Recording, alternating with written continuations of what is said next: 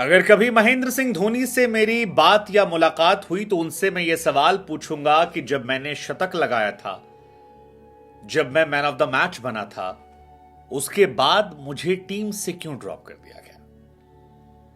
अगर धोनी ने उस वक्त मुझे ड्रॉप ना किया होता, मेरे अच्छे प्रदर्शन, मेरे मैन ऑफ द मैच के बाद भी 14 मैचों तक मुझे बाहर डगआउट में ना बिठाया होता, वो जब मेरा 65 का एवरेज चल रहा था फर्स्ट क्लास में, तब टेस्ट में जगह दे दी होती, तो शायद मैं भी रोहित शर्मा या विराट कोहली जैसा होता, क्योंकि मेरे अंदर भी वही पोटेंशियल था। मैं धोनी से पूछूंगा, क्योंकि अब मेरे पास खोने के लिए कुछ नहीं है। किसी खिलाड़ी को अगर उसके पीक पर आप बाहर बिठा देते हैं तो उसका कॉन्फिडेंस गिर जाता है। रैना, रोहित, विराट ऑस्ट्रेलिया की सीरीज में संघर्ष कर रहे थे, मैंने शतक मारा था, लेकिन मुझे धोनी ने बिठाया। अब मैं पूछूंगा, ये शब्द हैं मनोज तिवारी के, वेस्ट बंगाल से खेलने वाले मनोज तिवारी, जो कि नेता भी बन गए हैं। रिटायरमेंट का ऐलान किया फर्स्ट क्लास क्रिकेट से, और अपने रिटायरमेंट के मौके पर धोनी से ये तीखे सवाल पूछे। 2011 का किस्सा है, शतक लगाया था उन्होंने ऑस्ट्रेलिया के सामने और उसके बाद उन्हें ड्रॉप कर दिया गया था, और उसी को लेकर वो पूछ रहे हैं कि जब मेरा पीक चल रहा था, उस पीक में मुझे ड्रॉप क्यों किया गया। अगर किसी को पीक पर ड्रॉप करो तो उसका कॉन्फिडेंस मर जाता है, यही मेरे साथ। मनोज तिवारी ने जो बातें कही है, वो बातें बहुत गलत तो नहीं है, मतलब पूरी सही भी नहीं होंगी। हालांकि अपना अपना टैलेंट है, कप्तान के तौर पर धोनी को अपने खिलाड़ी चुनने होते हैं, उन्होंने चुने। इंडिया में दस्तूर भी यही है कि जो खेलता है वो हीरो होता है, जो बाहर बैठता है उसको लेकर लोग इमोशंस रखते हैं। लेकिन मनोज तिवारी में टैलेंट तो था, इसमें कोई दो राय नहीं कि उनमें टैलेंट नहीं था, मतलब ऐसा कोई नहीं कह सकता। मनोज तिवारी ने फर्स्ट क्लास मैच में बहुत रन बनाए, जैसे आज हम सरफराज को लेकर कई बार कहते हैं कि सरफराज को मौका मिलना चाहिए, ऐसे ही मनोज की भी कहानी है, क्योंकि 148 फर्स्ट क्लास मैच में मनोज तिवारी ने 10,000 से ऊपर रन बनाए, 48 का ऑलमोस्ट उनका एवरेज है। और वो कह रहे थे कि जब 65 मैच खेल चुके थे वो, तब उनका एवरेज लगभग 65-70 का था। वो कहते हैं कि यार बड़े नामों को जगह मिल जाती है। रोहित शर्मा परफॉर्म नहीं कर रहे थे, उसके बावजूद उन्हें जगह दी गई।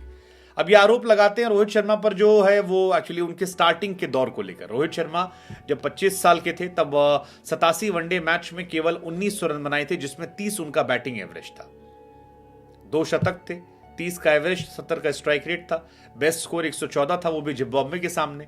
वही इन्हीं बातों को लेकर कह रहे हैं कि यार उस टाइम के हिसाब से मैं अच्छा प्लेयर था, मुझ में टैलेंट था, लेकिन मेरी बैकिंग नहीं थी, और मुझे तो ऑस्ट्रेलिया के सामने शतक बनाने के बाद ड्रॉप कर दिया गया। वो कहते हैं कि मैन ऑफ द मैच बनने के बाद कोई कैसे ड्रॉप हो सकता है। हम आपको जानकारी के लिए बता दें कि मनोज तिवारी ने इंडिया के लिए खेला है, साल 2008 में अपना डेब्यू किया था, और 7 साल में 8 अलग अलग सीरीज में 12 वनडे और 3 T20 मैचेस खेले। चेन्नई में वेस्ट इंडीज के सामने शतक लगाया था, उसके बाद बहुत लंबा ब्रेक हुआ था।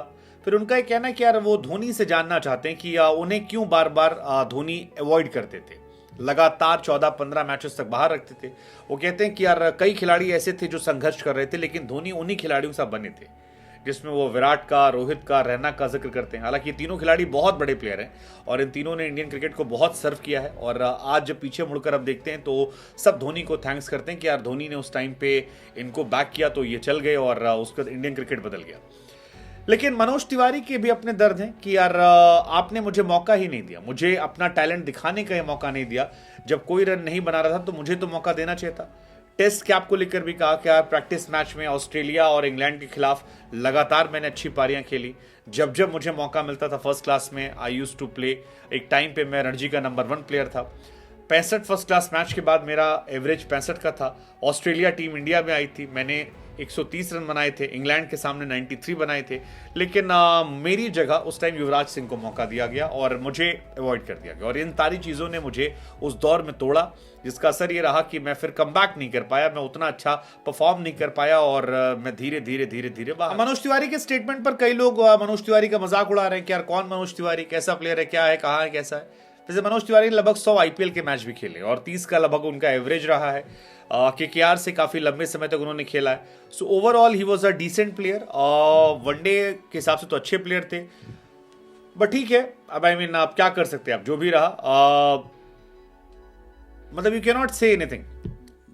MS धोनी ने जो फैसले चुने वो अपनी जगह पे अच्छे थे, शानदार थे, और रिटायरमेंट के बाद ये उठाए गए हैं। तो अब इस बात को लेकर दोनों चीजें, हालांकि आपको जानने की जरूरत होगी कि मनोज तिवारी धोनी की जो पुणे सुपर जायंट थी वहां से भी खेलते थे, और वहां से काफी मैचेस खेले उन्होंने।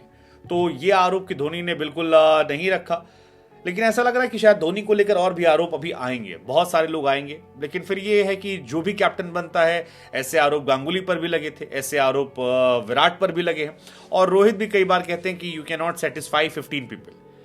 वो जो 4 डगआउट में बैठते हैं वो भी आप पर शिकायत करते हैं कि आपने उन्हें खिलाया नहीं, जबकि उन्हीं में टैलेंट था। तो कई बार बड़ा मुश्किल हुआ था। जैसे अभी भी इंडिया में देखिए, सरफराज खेल रहे थे तो हम लोग पुजारा, जब सरफराज नहीं थे तब पुजारा खेल रहे थे, तब पीपल वर टॉकिंग सरफराज। अब लोग पुजारा के बारे में बात कर रहे हैं। तो ये बात सच है, लेकिन फिर भी ये आरोप बहुत बड़ा है, बहुत बड़ा आरोप है कि अगर धोनी ने मेरा करियर बर्बाद ना किया होता तो शायद मैं बहुत बड़ा प्लेयर होता, मैं रोहित और विराट जैसा बन जाता, मुझ में वो काबिलियत थी।